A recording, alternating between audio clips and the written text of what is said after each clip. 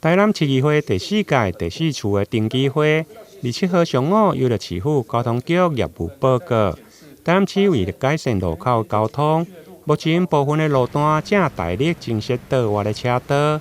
不过，议员朱正轩认为，正弯嘛是一大的问题，因为汽车正弯容易甲直行的机慢车发生相撞，因此提出车向分流取代车种的分流。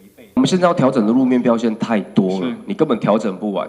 你要用什么样的方式去告诉大家，其实你就是应该要提前30公尺去做？我说真的，现在汽车你如果提前30米换到机慢车道，你会被后面的人扒死，对不对？会不会？大概因为大家现在会觉得说，我机车我就已经被挤在外面，我已经很可怜了。然后你又来抢我的位置。可是实际上应该再换个角度想说，你机车不用把自己挤在外面，你机车其实你要直行，你就是往内侧车道走嘛。然后你外侧车道是给谁？就是给你要慢慢走的机车，或者是你想要右转的汽车。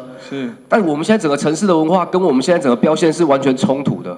对此，交通局长回应，因为汽车要正弯，必须要伫路口30公尺进前，提早会入去外车道。但因为台南的路况无够，要增设正弯的车道，嘛要看所在。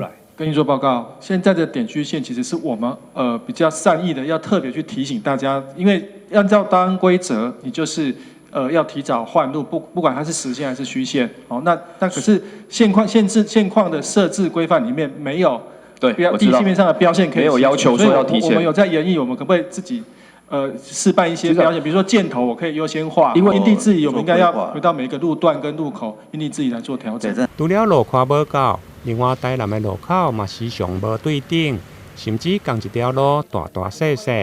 由安等一点就以何伟路、公园到西门路这则，因为路况无够，时常造成塞车，希望交通局爱来设法改善。台南新闻林根采访报道。